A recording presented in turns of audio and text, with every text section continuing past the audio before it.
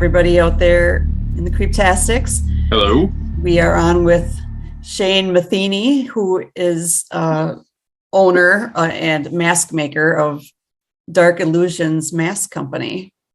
So I just wanted to meet with him a little bit, talk about his company, about his art, about his process, get to know him a little better. And we're going to just do that tonight. And then if anybody else wants to join in the Zoom meeting, it's still open. You can still get in if you want to ask him any questions or talk to him at all about anything. And otherwise, we're just going to get started. Very cool. I just wanted to, Shane, let you just, take a few minutes to introduce yourself. Let us know where you're from, what your background is, that kind of thing. Okay.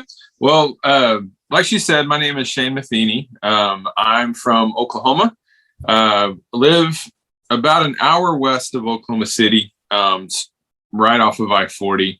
Born and raised in Western Oklahoma. I started this company, I think 2017, roughly.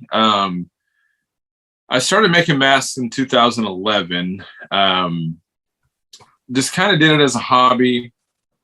I've always been into Halloween. I've always loved masks. I've always loved collecting masks, and I really wanted to try my hand at it. And I just kind of dove in head first. And then in 2014, some friends and I started a haunted attraction, and I started making masks for that, and got really kind of busy with that. And I was like, you know what? Maybe I should try to get into the market a little bit. And in 2019 was our official launch. We did HauntCon. That was January of 2019. We also did Texas Haunters Convention that year, as well as Mask Fest, and had a pretty good year that year. 2020, everybody knows 2020 just sucked all the way around. Yeah, did one convention that year.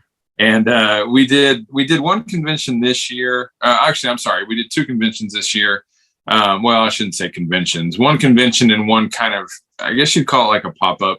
It's called Beware of the Square, and it's in Salina, Texas. And what they do is the whole square is full of vendors and trick-or-treaters, and it was awesome. I think there was, they said probably in upwards of 10,000 people there. It was a really good time. But yeah, that's kind of my spiel, and that's kind of what I do. So. And do you do it just as a full-time or part-time side job? It's kind of a side job right now. I always say I think I would like to get into this full-time. I don't know, because I'm kind of a one-man show right now, and that would be a huge undertaking. Mm-hmm. But I've really tossed it around. And actually we're going through some rebranding right now. We're going to be getting into some other things other than masks. We'll still do the masks. That's going to be kind of our bread and butter. But we want to get more into, some of the wall art type stuff. Maybe some of the resin busts. My wife, which she couldn't be here tonight, unfortunately, she's getting into like the jewelry side of things. We kind of want to venture down the road of some props, static props at first, maybe get into some simple animatronics a little later down the road. We've actually changed our name. We are Vision Studios now. Okay. We're in the process of going through all that right now. So after the first of the year, that will be probably our first official launch. That's kind of where we are at the moment. And how did you, when you started thinking, I'm going to start making some masks, how did you learn how? Or did you already have some background in art? Or did you YouTube everything? Or how'd you figure it out? Kind of both. I was, like I said, I've been a Halloween kid since I can remember. And I've always loved the masks. But I've always been an art kid too. Both sides of my family are really artistic. Mm-hmm. I'm a musician as well. I played music professionally off and on for 15 years. And that was my source of income for a long time. You get married and that kind of changes the bit. And my wife actually had two kids, but when we got married, so that really was kind of a culture That's shock. a big change to your schedule. Yeah, it's awesome. No, I wouldn't change a thing. But growing up, I always doodled, I always drew. And, once I kind of got to the age where I started to kind of understand, what sculpting was, what it was all about. That's when I really kind of started getting into it. I started sculpting seriously sculpting probably in 2011. I kind of tinkered with it in my early 20s and didn't really go anywhere. I was too busy wanting to be a rock star. So I really started focusing on it in 2011. Did several masks that year, sold a few. It was just kind of a tester to see if it would even turn into anything. And then in the coming years, I really didn't do much. And like I said, once we started the haunted attraction, that's when I really started to kind of work on it more. And, I really just kind of dove in head first. I follow several people on Instagram, like Alan Hobbs. I'm sure you know who he is. He was a big inspiration to me, as well as like Ed Edmonds. I've always loved the distortion stuff. My first mask I would actually consider like a good mask was a distortions mask. And I've always loved what Ed has done. So yeah, YouTube's been a big help. And I just kind of started doing it. Yeah. I didn't really I don't really have any what I would consider like formal training. I mean, I did art in high school and stuff and took a few art classes in college, but it's just one of those things. I've always been the kind of guy I wanted to do it my way. And I kind of marched the beat of my own drum. So I just kind of just started doing it just to kind of see where it went. Cool. What's this big haunted attraction thing? Is it something you've done every year since, or was it just a 1 year thing? No, we did it from 2014 to 2019. It started out in some friends. They had a big carport, and we literally built the whole thing out of pallets in like 2 weeks. And we advertised a little bit, and we just kind of put it out there to see if anybody would be interested. And we had almost 200 people go through, in 2 nights. We were open the night before Halloween and Halloween night. And there's a guy that owns a big corn maze that is literally 4 miles down the road from our house. And he brought his crew through, and he loved it. And he offered us his barn. Nice. Yeah. So we're like, yeah, it's one of those things, maybe just the heat of the moment. He offered it. So I called him up. I think it was January of the following year. And I was like, how serious, were you about that? And he's like, yeah, if you guys want to do it, you're more than welcome. I was like, okay, well, what are we talking about? Rent? How are we going to? He's like, no. He said, what we'll do is you can use my barn. I'll pay your insurance. I'll pay your sales tax. And you just give me a cut of whatever you get at the door. I'm like, score. So we did that for 5 seasons.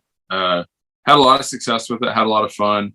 But it was one of those things, just kind of ran its course. So we decided to move on. So. Who stored all the like decorations and all that stuff for it? Did you guys all split it up, or did you store it in the barn? Or it all stayed up year round. It did. So yeah, so we built all the rooms and stuff, and it stayed up the year round. So that was a nice thing.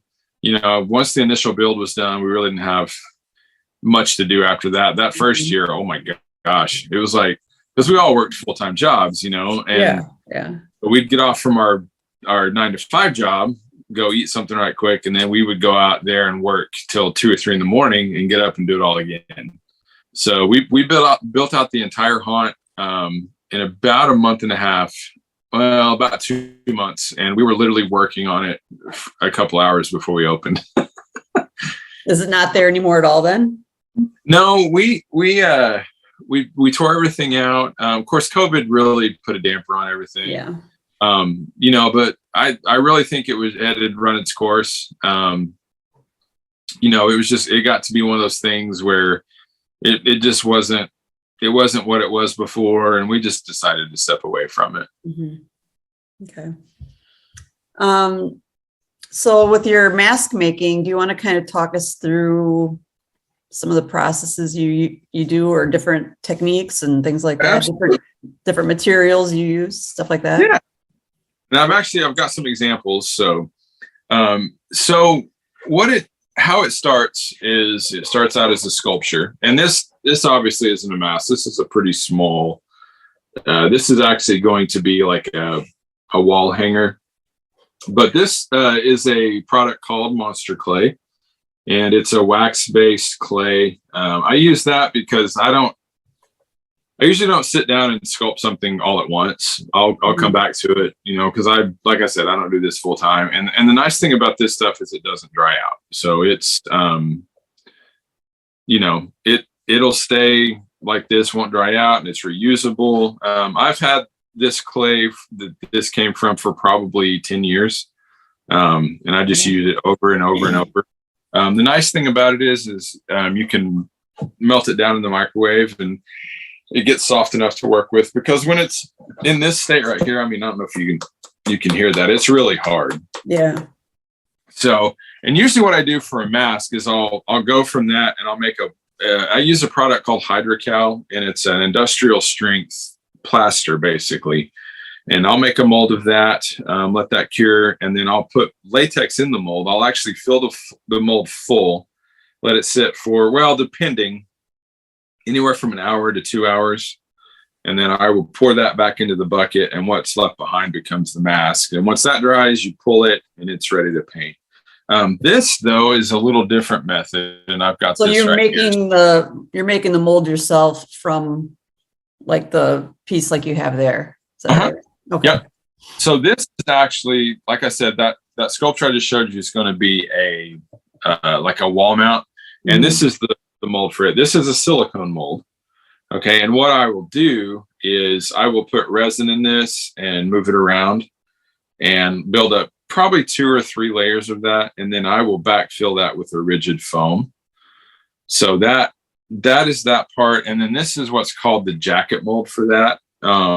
Silicone by nature is pretty flexible and pretty cheap. So you need something that will kind of give it support. So you can just snap that in there, and that mother mold will give it support, and that way it won't move or anything or flex like that.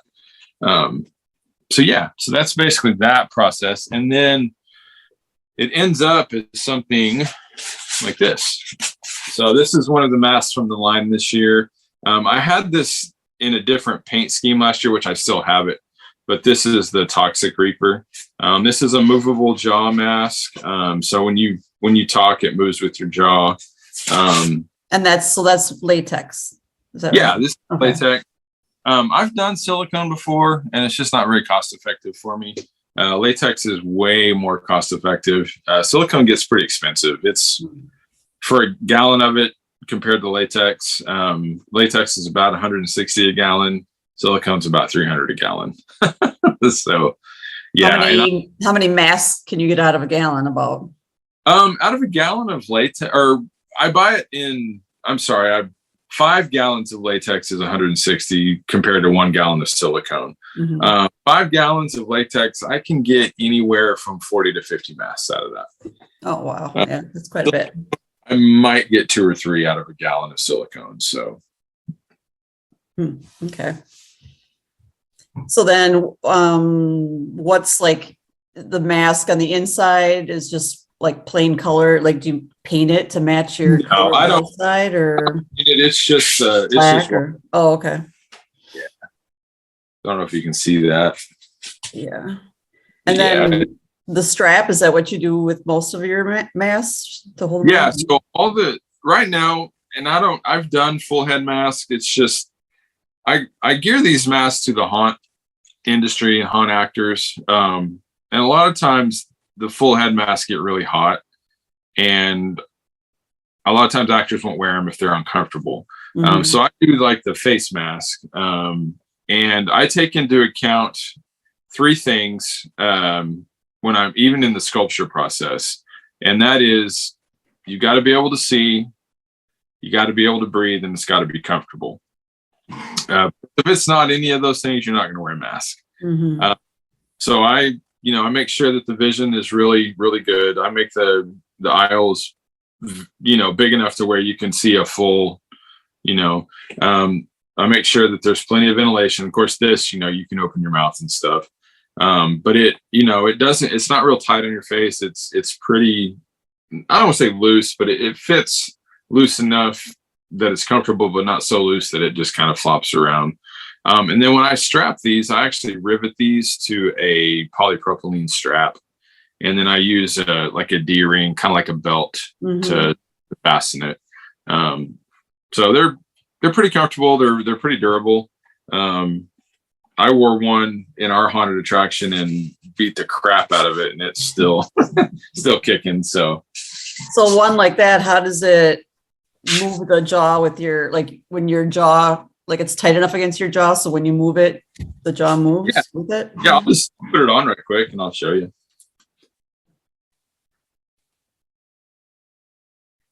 And usually you would have either makeup or, Right. You can see it moves.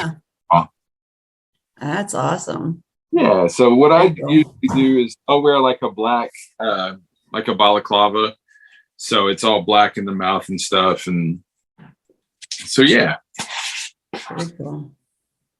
Do you get orders for, custom types of masks? Yeah, I'll do custom commissions. Custom commissions. Right now, I just do half masks. Like I said, it's easier. The turnaround time's a lot faster. They're more comfortable. But yeah, I do custom commissions. I've done a few. I've done a few for some independent films. There was a film company up in Washington that I did one for, and then one in New York. And then I had one that I did for a musician. And then I've just had some for, custom characters and haunted attractions and stuff like that. Do you have some more there you can show? Yeah, for sure. So the ones I brought out tonight were all new to the line this year. This is kind of a zombie mummy kind of mask. I call this one "See How He Rots." And I try to do that too. I'm tongue in cheek with the names of them and stuff. Yeah.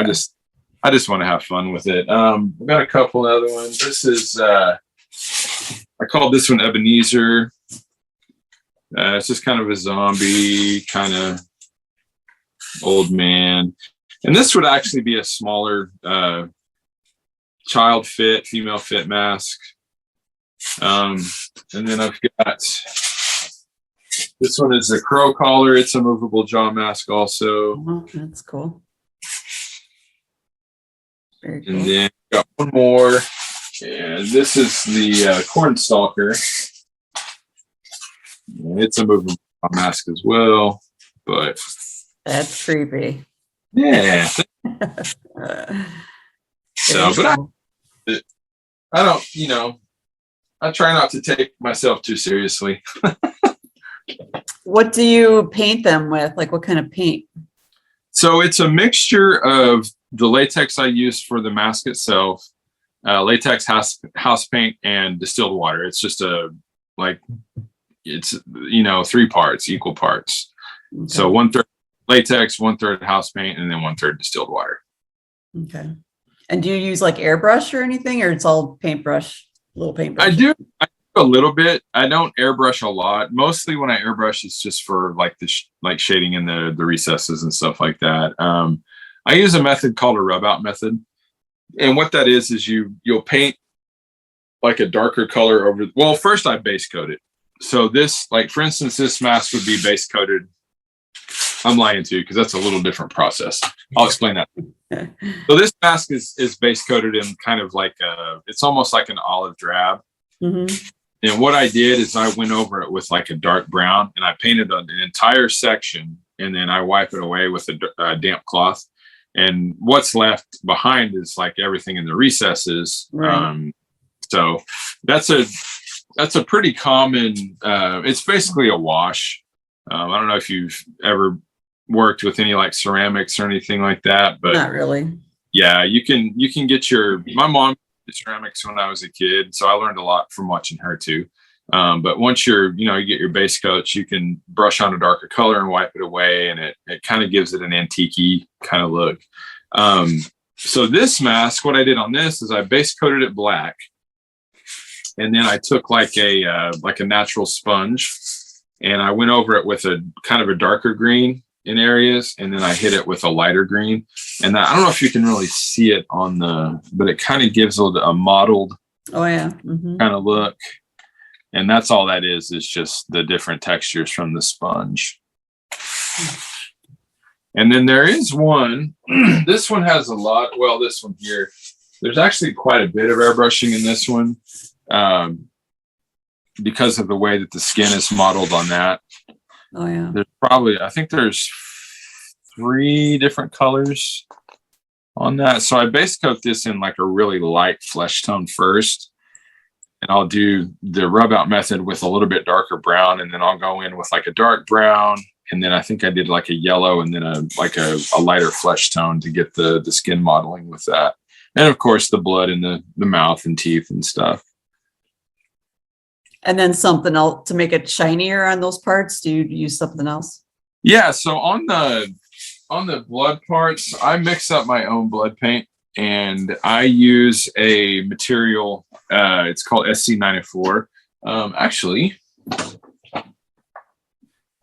it's this right here. I know it's probably backwards because of the way my camera is. It's not. Is it not? Awesome. Mm-hmm. I get all of my supplies from a company in Texas called Brick in the Yard Mold Supply. I've been getting my stuff from them ever since I started. But basically what it is, it's just a semi-gloss. It's kind of a varnish, and it dries fairly glossy. And then to go get it really glossy, I'll add it's just the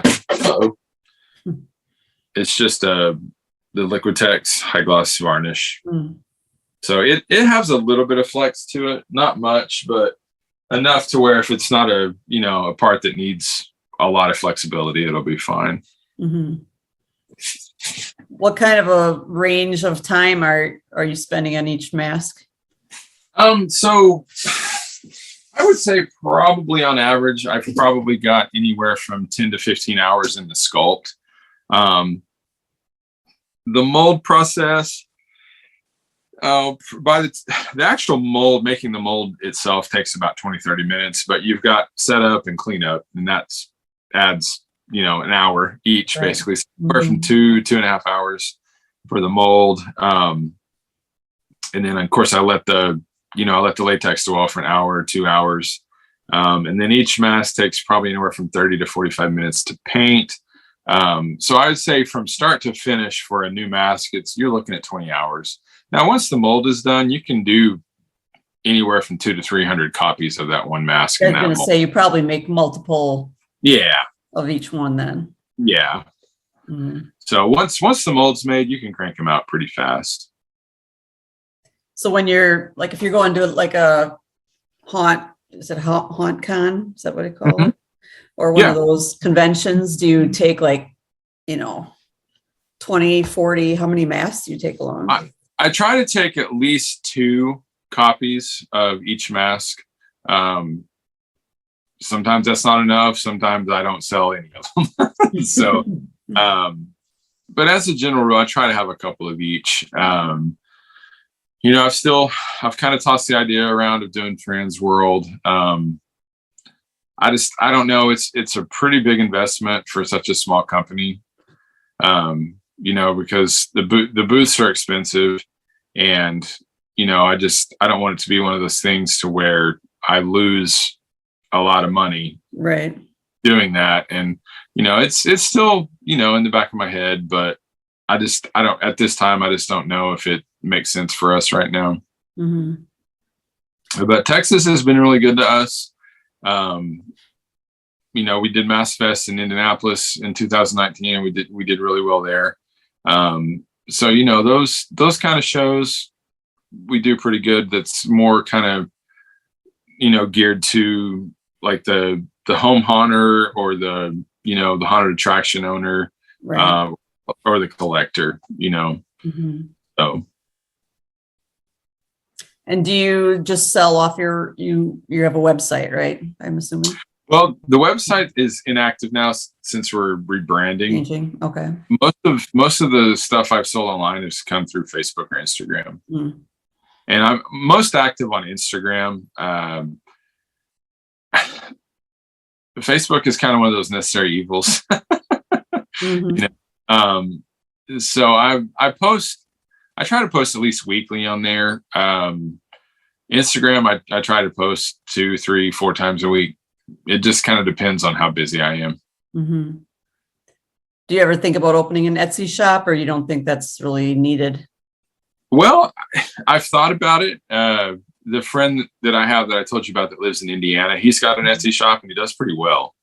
You know, it's just one of those things of having to, you know, keep up with it and all that stuff. Mm-hmm. That's another avenue that I'm looking at. My wife as well is looking at doing an Etsy shop. I think she would do really good on there. So that may be something we look at next year. Okay. And your wife is doing jewelry. Does she do sculpting then, or what does she do for jewelry making? Beads or what? No, it's resin pieces. I did the sculpting and do the molds, and then she does pretty much every other part. So we work pretty well together most of the time. But no, she's going to get kind of into stuff other than just Halloween stuff as well. You know, because I don't do happy. I don't do cute. But she's going to do some of the epoxy resin, some of the you know, stuff like that. So. But she's into Halloween like you are, or not quite as much? Yeah, no, I finally converted her. It took 14 years, but I converted her. I'm still working on my husband. It's not really going well. Yeah, just keep at it. It'll happen. He puts up with me, but that's about, you know, he's not one to join in on it. Yeah, well, keep at it. He'll get there. Do you have anything upcoming then for shows or anything? Or you're just right now dealing with the whole name change thing and rebranding and stuff? Or well, we are doing a show in Bastrop, Texas. It's called Cult Classic. And I don't know if you are familiar with Bastrop, but that's where Texas Chainsaw Massacre was filmed. Oh, okay. So they have a convention there. And I could be wrong about this. I don't know, but I think the people that own the convention are the people that bought the gas station from the movie. And it's kind of a little tribute to some of the actors. And there's those cabins you can stay in there and stuff. We're doing that in February. We'll do Texas Honors Convention in July. Okay. And then we'll probably do, well, I know we'll do the Beware of the Square again in Salina, Texas. So far that's it. We may hop on a couple others. It just kind of depends. I think COVID has really kind of scared a lot of the convention owners away. I'm sure. So, you know, so which is money on it, and which is understandable. But yeah, I see you have Plague Doctor on your shirt. I think that's what that is. Do you have any Plague Doctor masks that you've made? Yeah. So this is actually a artist from Michigan. His name's Donald England. And he was a vendor next to our booth at Mass Fest last year. And I absolutely loved his stuff and bought one of his t-shirts. So okay. You haven't done any masks like that then? I haven't done any Plague Doctors. That was kind of the inspiration for the collar. Right. You know, kind of in that same vein. But yeah, that's something I've thought about too, as a Plague Doctor, but I would have to put my own twist on it. You know, so yeah. That monster clay you were talking about in the beginning. Is that so? Then, if you would make like a wall mount type of thing, do you have to bake that or air dries or? No, that's so. This right here, I made a mold of that, which was this piece here that I showed you. Yeah, but I mean, if you were going to make a sculpture out of it, like just like you have on the board, if you wanted to like hang it up or make just a sculpture, not a mask out of it? Yeah. So what I'll do with this Oh, is okay. I'll put some resin in this and slush it around and Okay. do that probably 2 or 3 times. And then I'll back that with a rigid foam. Oh, I see what you mean. And then I'll pull that out and then I'll mount it on like a wood plaque. Oh, okay. Then that's what would go on the wall. Gotcha. Yeah. Because otherwise, I suppose that's like 20 times heavier to have Yeah. This a will get, clay thing. and plus it will it'll melt. It'll melt in the oven. Oh, So it'll melt I think probably 200 degrees it liquefies completely. I mean it's a pourable liquid. It's almost kind of like melted ice cream is what I would compare it to. wow. So if you do any sculpting for like her jewelry and stuff like that, what do you use for a type of clay for that? I use the same stuff and I'll make a silicone mold of it and then you just pour resin into that as well. Yeah, I think I've got, let me see. Yeah. So these were some little heads that I did for, it's going to be kind of hard to see, but it was like the classic horror characters, like that's Leatherface, that's Jason, that's Michael Myers, Freddy, and then Ghostface, and then it had their weapons underneath it. Cool. So I sculpted those out of the same clay, and then I made a mold out of silicone for those, and then you just pour resin in there and let it set up and pop it out and paint it. You make it sound so easy. Well, you know. Yeah, there's a lot of sculpture artist types in our group, actually. They really do some crazy cool stuff. Yeah, I saw the guy that did the light switch thing today, and that was awesome. That was super cool. Yeah, he's got a lot of cool stuff on there. Like he has like lighters and stuff that are, faces and stuff like that on his Instagram. The Freddy Krueger lighter was that? I saw one on there that was like a Freddy Krueger lighter. Did he put one on? Yeah, I think he did put one on. I think that's the same one. Mm-hmm. Okay, very cool. Yeah, those are awesome. But then, there's quite a few others too. So I want to get, kind of start getting into it a little bit and try sculpting some stuff just to try at it. And totally should. It's kind of one of those things like you don't really know if you can do it until you just do it. Mm-hmm.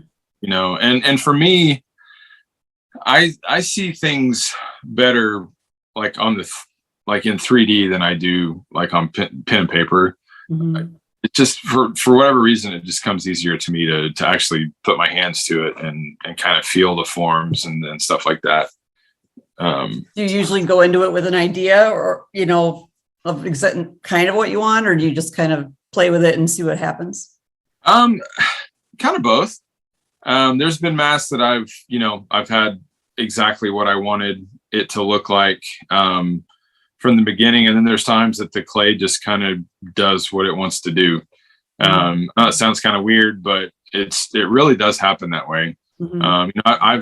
I've had an idea and I've tried to force it and it just didn't work, and I just kind of just let my hands feel the clay and what the clay wanted to come out, and it worked out that way. Mm-hmm. Very cool. Yeah. So you have your own studio in your house, you said. This is in your house, I take it? Yeah. One of the bedrooms. Yeah. So we're empty nesters now, so we have we have some spare rooms. Yeah, I'm kind of in the same. We have one in high school yet, but okay. All their rooms still have their stuff in it, but I'm threatening to clean them out so I can have a space because I need something.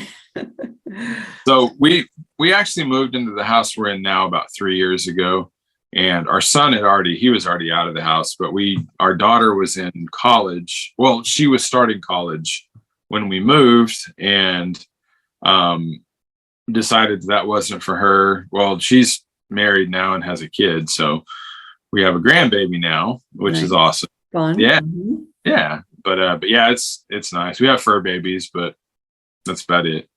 Yeah. Pretty uneventful around here.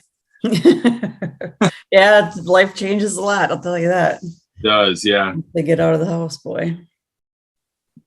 I never thought I'd see the day. I know. So your Instagram is just Dark Illusions, or what is So the Instagram? the Instagram is Dark Illusion Studios. Okay. And I just today changed the Facebook to Dark Illusion Studios. Okay. I don't know if it's the same URL. It was www.facebook.com/Dark Illusions Mask Company. Okay. That was the Facebook. So that may still be what the URL is, but the page is actually Dark Illusion Studios. Okay. So people know where to find you. And then do you have, like prices of things on there you're selling and stuff like that? Or do they have to contact you to? Yeah, they have to. I can't. out? I tried to do that, and Facebook always kicked it out without having like a Facebook shop. So if you see something you're interested in, just you can message me through Messenger. My email is darkillusionsmasks@gmail.com. You can reach me there. You can message me on Instagram. And if you see something, I'll shoot you a price. Do you have to have a shop to go like on the marketplace then, if you sell stuff on the marketplace? I don't know. I've never tried that. I'll have to see if that works. Because I know, it seems like more and more on marketplace, it's a lot of, like companies, professional stuff or whatever, Yeah. artists and stuff, compared to just garage sales or people selling their junk. Right. But I didn't know if that was something they had to pay for to do that or what. Or if it's, Yeah, no. I'll have to look into that. That might be a viable option. Mm-hmm. Okay. Well, it sounds good. Yeah. Yeah. So anybody out there, if you have any questions or want to ask Shane anything about his mask or want to buy anything, just contact him, or you can always, they can always DM you on Facebook on the group page or whatever. So Yeah, sure. Yeah. So, all right. All right. Well, I hope one of these days we can have you on with your wife too, and she can show off her stuff too. Yeah, for sure. She had a engagement tonight, so she wasn't able to make it. But yeah, we'd tag team it. That'd be fun. Mm-hmm. Or maybe I'll come down and meet Lovey someday, and then we can hang out with you at a convention or something. Yeah, that'd be great. Yeah, that'd be awesome. Yeah, Texas Honors is a really good time. It's in Mesquite, which is about probably 30 minutes north of Dallas. So it's not, it's still in the Metroplex, but it's not like Dallas is. But the hotel is right. It's part of the convention hall. So you can literally go up to your room from the convention. You don't have to walk anywhere. So, well, to your room, obviously, but yeah. But yeah, it's a good time. All right. Well, good luck with everything in the future here coming up with your conventions and stuff. And I'm sure you'll do great and keep building that business. And who knows, one of these days you'll be making all the masks for all the films or something. Hey, I'm down for whatever. Know. That'd be awesome. Yep. All right. Nice to meet you, Shane. Nice to meet you too. Thanks for having me. You betcha. That was fun. Thanks. All right. We'll talk soon. Talk to you later. Bye-bye. Bye.